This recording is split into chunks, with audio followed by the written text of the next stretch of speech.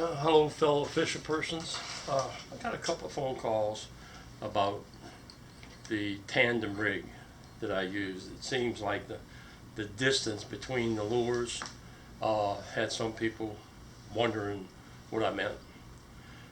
This is 20-pound big game mono. This is what I use for my lure. And what I do is I just stretch it out about 6 feet, just like that. Take and cut it. Ow, watch out for the hooks.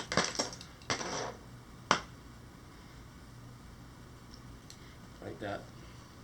And I take one end and I do about 18 inches, somewhere in the neighborhood. And I create a loop right here. And I try to keep that loop as small as possible. But all I do is go 2 overhand knots, go back through one time, one time, go back through again, 2 overhand knots. And I hold this small loop here, the small loop up top, and I hold it and I pull it. And I just keep pulling it, trying to keep that loop as small as possible.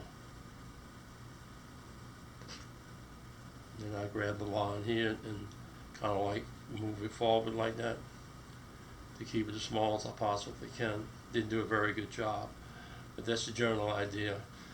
And that loop popped right out, so we're going to try it again. We go through twice. One time, 2 times. And sometimes what I do is I'll take the hook, catch it on that little loop so I don't lose it, hold it like that, and then pull this loop as tight as I can get it.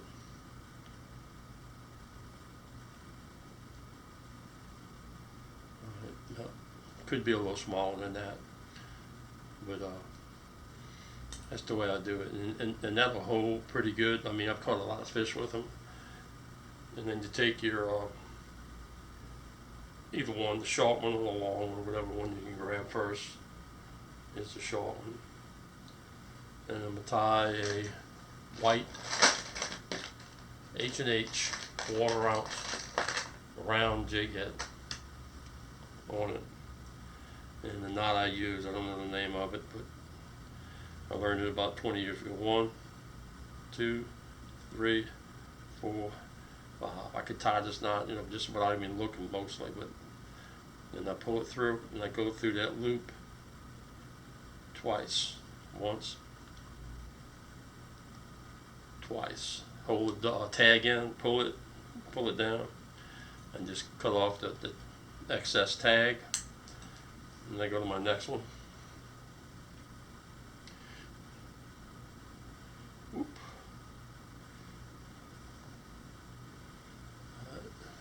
Sorry for the glasses, but I only wear them when I want to see, especially tying knots.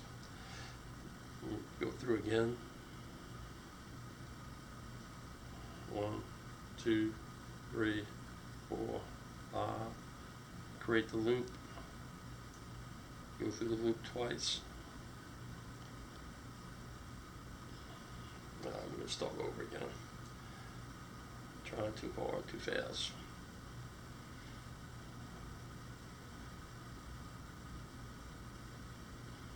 Best to leave a little long tag line so you can get to it and cut the excess tag line off.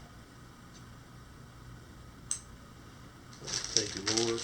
If you notice in my box here, I'm out of the Matrix Shed lemon drop. I call them lemon drop. I actually call it lemon head, but I call it lemon drop because I'm always dropping it to fish with it.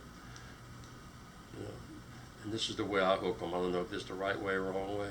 This flat side, I hold down, I go into it. Unlike the beetle, I tie the string it all the way to give me a little more power, a little more hardness, so I don't keep having to change it every time I get a bite.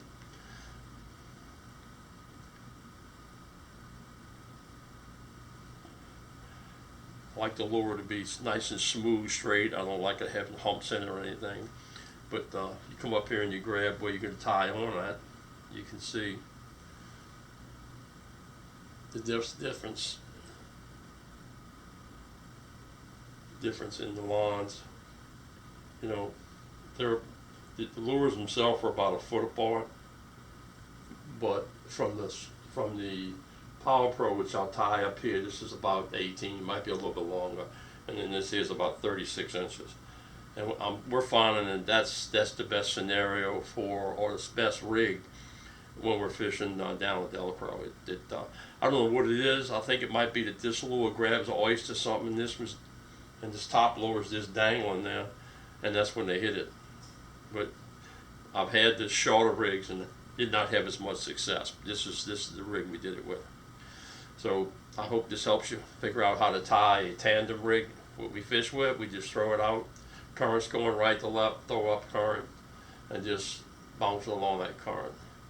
Where we're fishing at, if you let it sit there, you're probably going to have to pop your line to get it off the oyster. So we just constantly kind of like moving like that, trying to bounce that lure along the bottom.